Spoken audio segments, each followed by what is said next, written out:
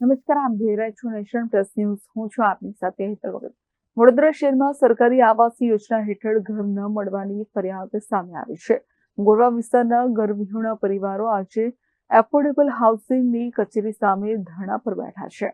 4 માસ અગાઉ વડોદરા શહેરના ગોરવા વિસ્તારમાં આવેલા દશામા મંદિર પાસે રહેતા ગરીબોના ઝૂંપડા પર પાલિકાનું બુલડોઝર ફરી વળ્યું હતું, જેના કારણે લગભગ 250 પરિવારો રાતોરાત રસ્તા પર આવી ગયા હતા.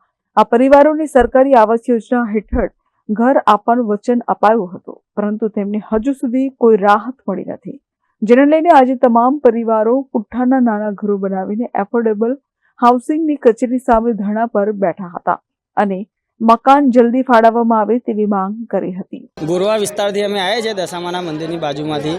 અમારા મકાન ત્યાં ઝૂંપડા હતા 300-350 જેવા, ત્યાં તોડી નાખ્યા છે.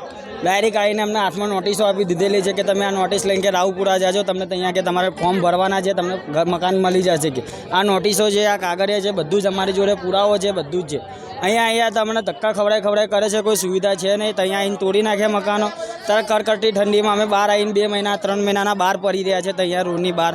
તો અહીંયા કોર્પોરેશનવાળા આવીને અમને હેરાન કરે છે, રાંધવા નહીં દેતા, ખાવા નહીં દેતા, જવાનું કંઈ નાના છોકરા લઈને બેસવાનું કંઈ, સૂવાનું કંઈ, કશી અમારે સુવિધા નથી. અત્યારે સરકારને અમારી એક જ માગણી છે કે અમારે મકાન જોઈએ, બીજી કોઈ અમારી માગણી નથી.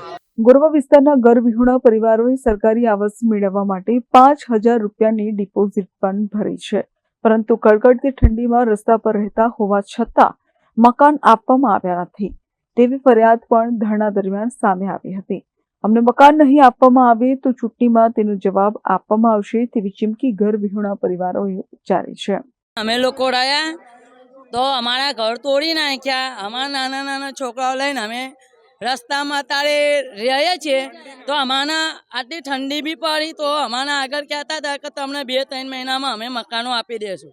તો અમારે કોઈને મકાન હજુ આપ્યું નથી. તોય બી અમે લોકો રહીએ છીએ, તોય બી દબંગોવાળા અમારે રોડ પર બી બધા સામાન બી લઈ જાય છે ને અમારા લોકોને હેરાન પણ કરે છે ને અમને હરકી રીતે રહેવા નહીં દેતા કે તમે આઈસીન બી હટાવી લો.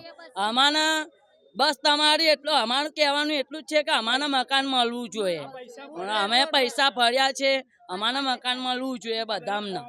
અમારા મકાન આપશે તો જ અમે વોટ આપશું. કંઈ તો અમારા કંઈ મકાન નહીં મળે તો અમે કોઈ જ વોટ આપવાના નથી. આ વખતે અમારે મળશે તો અમે બધાય આપશું ને અમારી સમાજ આખી દેવી પૂજક વાઘરી અમારી કોઈ વોટ આપશે નહીં. અમારું આટલું જ કહેવાનું છે ને અમારા મકાન મળવું જોઈએ. નાના બાળકો લઈને અમે રહીએ છીએ તોય અમે 6 મહિનાના ઠંડીમાં આખી ઠંડી અમે આ કકડતી ઠંડીમાં બી અમે લોકો બહાર પડી રહ્યા તોય બી અમને સુવિધા કોઈ મળી નહીં અમારા લોકોને. કેમેરામેન નવનીત પરમાણી સાથે Chirag Patel, nation plus news, Vadodara. સમાચારોના સતત અપડેટ મેળવવા માટે અમારી નેશન પ્લસ ન્યૂઝની યુટ્યુબ ચેનલને સબસ્ક્રાઇબ કરો, બેલ આઇકન દબાવો અને જોડાયેલા રહો ફેસબુક, ઇન્સ્ટાગ્રામ અને ટ્વિટર પર.